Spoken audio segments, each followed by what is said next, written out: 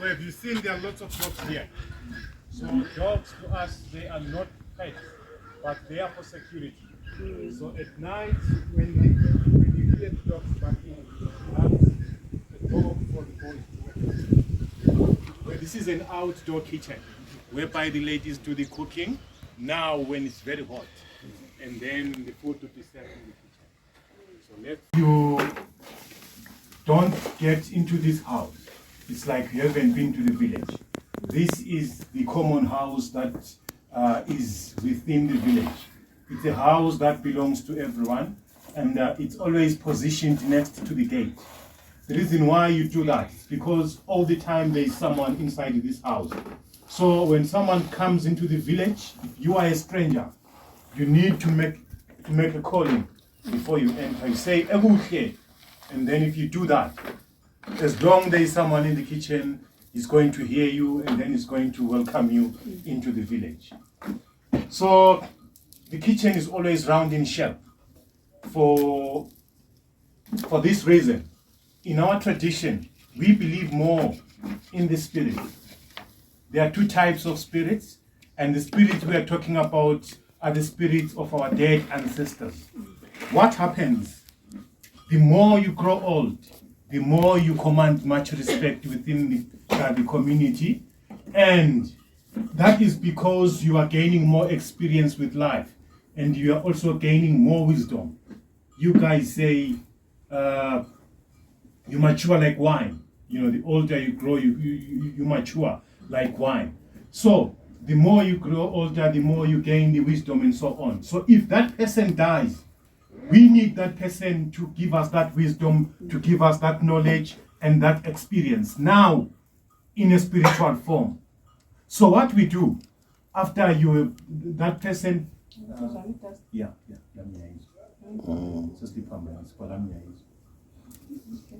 Sorry. So no problem. I think. It's all right. Yes, I can feel it as well. Don't worry.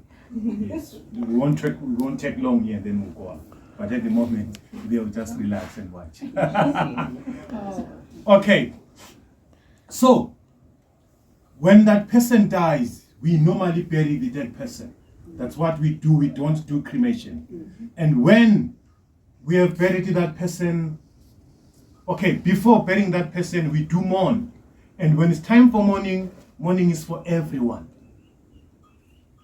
We need to make sure that if maybe there is a brother who stays in South Africa, we need to wait for that person to come before we bury the dead.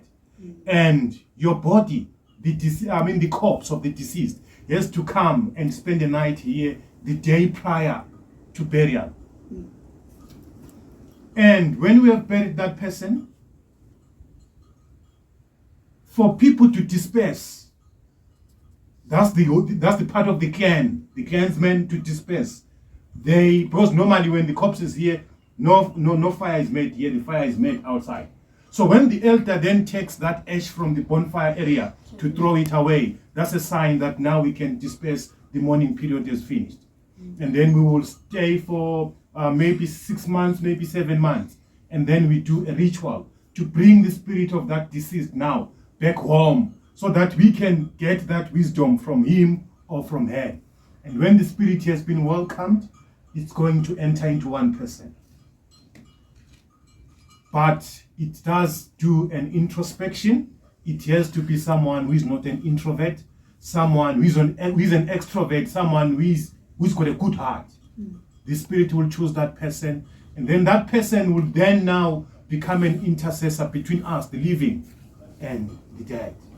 So whatever message we want to take to the spirit, we go via that person. Whatever message comes from the spirit, it comes via him. So the spirit will start protecting us. So it offers security, it offers good luck to everyone. So now, each and every year, we will do a spiritual appeasement ceremony so that we can thank the spirits for the past harvest, and we also ask for good fortune in the coming farming season. So, at times, you do the ritual, the spirit comes, but it's a bad spirit, a spirit of witchcraft. You know witchcraft, right? Yes, a spirit of witchcraft. So witchcraft is a spirit that is associated with killing. We don't welcome that spirit. There are herbs that are used to chase away that spirit so that it goes. But other people, because they want to be feared, like, oh, you don't touch Josiah. It's going to show you fire. It's going to kill you. You know, so that people feel intimidated by you. They choose to take that spirit and welcome it. But very few people will do that. So those people are always isolated within the community because they are known to have a bad spirit, a spirit of killing. So when that person visits you, there is no way where you can say, go away. When that person visits you, at times he can visit you with a bad motive, to leave a bad spirit. So, as I told you, the kitchen is a common room. That is where everyone, whether you've got a good spirit or you don't have a spirit, you are welcomed here. But if you have a bad spirit, you try to leave your spirit somewhere, it's going to find a corner and find itself outside the house. So spirits, they always settle in corners. That is why this house is round in shape. And the kitchen is always big, regardless of the size of the family. It might be myself, my wife, and my child. But the kitchen has to be big to accommodate strangers and also to accommodate the potential growth of the family. So, other houses I can destroy and make it big, but you can't destroy the kitchen. The other purpose for the kitchen, this is the fireplace. You look up, it's dark. That's because of the smoke. So this center is where the fire is being made. So the cooking is normally done here, but that's mostly limited to winter because now it's very hot. If you cook here, people cannot stay here. It will be very, very, very hot. So during the winter, cooking is done here, and it's also a house where the meals are shared here. Breakfast, lunch, and dinner is eaten inside this house. So when it's time to eat, we are trying to, like in African tradition, we live more of a bonded life, whereby the family has to bond in together. It's community centered than individual centered. So when it's time to eat, you guys were going to make a circle and just have a plate at the center, and then you were going to eat from the same plate. Boys will do the same. The ladies will do the same again. The only person who will eat on his own is the head of the village, my brother. So as a man, you don't eat with your sons. You eat on your own, but when your siblings, like when I'm here, my brother will eat with me. By eating with me, it's a communication on its own that when he's dead, he gives me the green light to inherit his wives, to look after the family, to continue looking after the family. So when you inherit your brother's wives, it's not a matter of you only making babies. It's a matter of you being the provider of security, being the provider of food, and of everything. You can continue having kids if you want to. That's fine. And if my brother doesn't eat with me, it's a communication again. It's a sign. He's telling everyone that I'm not comfortable with Josiah inheriting you. You see? There is no way I will question. That's what he wants. So it goes like that all the time. So when there is a newborn baby within the village, the mother will stay in her house. So you'll see Machuma has got her own house. Madube, the first wife, has got her own house.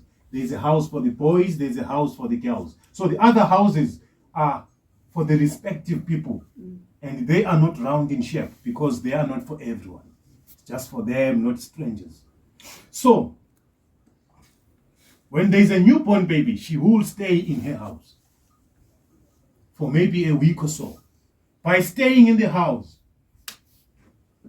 the baby by then will be still tiny, and she is he or she is so vulnerable to the spirits, to the bad spirits. So she needs to, like when a baby is small, there's this part which is too soft. She needs to stay in the house. There are some herbs that are used to put on that part for the baby. And after that's trying to protect her against the bad spirits. After that period, then the mother comes to the kitchen every morning. By coming to the kitchen, it's giving a chance to other family members who are not even staying, who are staying here, and those who are not staying here to come and see the baby. So when it comes to a newborn baby, when it comes to mourning, when it comes to celebration, the whole family comes in together. Everyone, all the clan comes in together. So by coming here with the baby, it's giving us a chance to see the baby.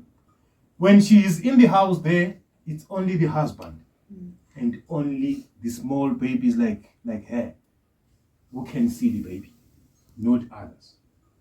So the life of a village person starts here in the kitchen. When you die, whether you were staying in the city or Josiah finds himself one day, I'm staying in New Zealand, I'm staying in the US, I'm staying in Australia. If I die, my family would rather sell everything to repatriate my body, to come, because I have to be buried with my forefathers. We've got the graves only that belongs to our family. So everyone needs to be buried there. If I can be buried out there, it means like my family has neglected me. I'm now disconnected from the whole clan. That's why I have to come and be buried there. But when my body has been repatriated, it has to spend a night here, inside this house, to say goodbye to the living, and then I'm taken to the graves. So the life evolves around this house. You've got a question? I do have a question. Okay. If you were a person who had the bad spirit and you've been isolated and then you die, do they still come here before they are buried? Yes. Okay. Yes. So no matter what your spirit is, you come here before You you're come to buried. the kitchen. Okay. Yes, to say Thank goodbye you. to everyone. Okay. Yeah. So the life starts here, and the life ends here for everyone. And when it comes to death, the causes of death are also important in determining how we deal with you, the deceased. When you die through suicide, your body is not taken to the village, because every death to us is connected to spirituality. So when you die through suicide, then we believe that's a bad spirit. And if we bring you to the village, that same thing is going to keep recurring within the family. People are going to keep dying and dying through suicide. So you are taken from there to the graves. It's either from there you go to the mortuary, from the mortuary you go straight to the graves. But before you are picked up from the scene, the elder of the family has to beat your body several times to chase away that spirit. So at times it has gone to some extent whereby some people, they just pick up the body, they come to the village, they mourn, they bury the person without even beating the body. Some people have gone to an extent of exhuming someone who died many years ago, just to beat the bones, so that the spirit stop killing those who are remaining, those who are living. Yeah. Any questions before we continue? Okay. I don't know if you don't have questions. Okay. Do all the kitchens have the heart? Not all. Oh, this is for this one? Oh, yeah. Yeah. It depends with the ladies what Yeah. they want. Some they don't put this, Some they make another design as well. Oh, okay. Yes. I like it. Okay, so when it comes to death, anyone married amongst you? Not yet. Pardon? You are? No, not yet. Okay, not yet. Okay, so in our tradition, all of you will be having maybe 2 kids or 3 kids. married. You know. So what happens in our tradition? Our education system is more like the British. We've got grade 1 to 7. We've got a grade, we call it the advanced, Form 1 up to Form 4. That's the secondary school. From there, we go to Form 5, Form 6. That's the advanced level. From there, there's either you go to college or you go to university. So, the ordinary level is mostly whereby this level, everyone goes to this level. But the one who goes to the advanced level is the one who has excelled on the ordinary level. So it's more like the ordinary level is the ceiling. That's when most people end the academic learning. So most of the times, when you are done with that, for the girls, you are now ripe for marriage. And that would be around 16, 17 years of age. But unfortunately, I don't know whether I can say unfortunately, the consent age has been amended by the parliamentarians to 18 years recently, about 2-3 months ago. So now it's 18 years of age, which means if you marry someone who is 16 or 17, then you can be arrested under statutory rape law. So I'm sure 18-year-old girls will be busy now getting married because it's more like a delayed marriage now. Yes. But it used to be 16, 17, and then for the boys, it's us who pay the dowry. So it's around 21, 22 years of age, then we get married. So what happens? It used to be arranged marriages, whereby you are told, okay, you are going to get married to so and so. But now, 2 in 20 get married through arranged marriages. We now have all the liberty to choose your future partner. But when it comes to the decision whether you marry her or you don't marry her, it comes from the elders. Remember I told you about the bad spirits. If I find a beautiful lady who comes from a family that practices witchcraft, my family would say, no, you can't marry her. Because their family has got a bad spirit. Like they say, the young one of a snake is a snake. So if you marry from a family that practices witchcraft, even their daughters are labeled witches. So you can't marry her. But if they approve, then the elders take over the process of asking the in-laws for the hand in marriage for their daughter with me. So it goes like that, and then the negotiations will be done, like to evaluate the woman, how much worthy of cows is she. If she doesn't have kids, then she is worthy a lot. Maybe 8 cows, 7 cows. But if she does have kids, then anyone who studied business management here, anyone, no one, okay? So there is, but I hope you know the law of depreciation, whereby you buy a car for 1 million, you drive 1 kilometer, they would say it's no longer worth 1 million. It has depreciated. So they bring that into account. Like she has got kids already, then less cows are paid for her. Yes. But the cows are going to be negotiated and agreed upon, but they are not paid instantly. The woman has to come, be married, give birth to kids. Then the cows are paid. So if she does not conceive, it's a problem. So the two are so under pressure to have a baby from the day one they get married, such that 3 months, 4 months down the line, the elders, they now expect to see some changes happening in the young woman body. If that is not happening, then you get lots of pressure. They start asking you this and that. Until you as a young man, then you say, I think I've failed. And then the young woman is taken to healers, like my brother, who then gives her herbs to boost her fertility. Happy days if she conceives. But if she doesn't conceive, then her family, because they want cows, they will give the young sister to you as well, so that she can bear kids for you, and then they get the cows back to them. So everyone has to have children. If you don't have children, you get much pressure. Even if if a man, you don't get married, you go to a 25, 26, going there, they give you much pressure to an extent that if you die unmarried, they take a rat, they kill a rat, and then it is laid next to you in the coffin as your wife.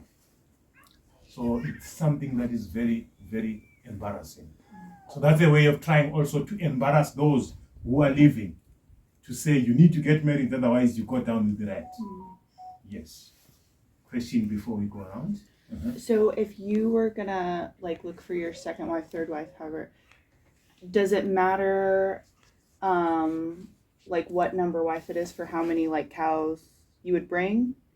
Does that make Okay. sense? So does the amount of dowry you would give to a wife depend on if she's your first, second, third? Not really. No. Okay. It only depends on whether that woman has kids or not. Oh, okay. So even if you want to marry 7 wives, if you are the 7th one she still doesn't have kids, you pay more Okay. for her. Okay. That's what determines. What is there like the history of why marriage is so important to the village? Marriage is only important for this reason, for growing the family name. The family name. That is why even when it has been determined that it's our son who is infertile,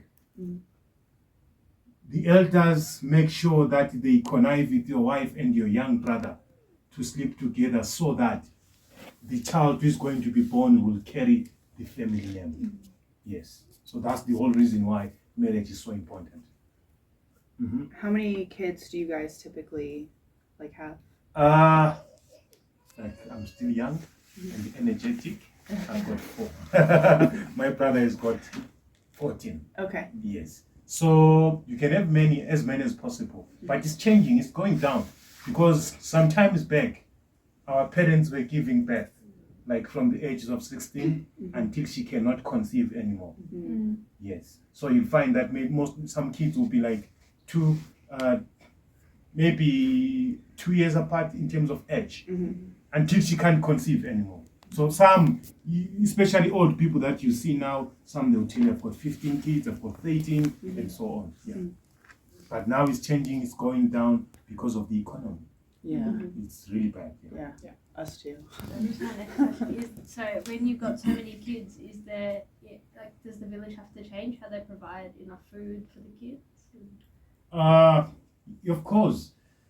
There wasn't like an eye to look at, okay, there are many, and there are many mouths to feed. The eye was on the hands. There are many, and there are many hands to work in the field. You see. So it's like that. Okay, we can go around now.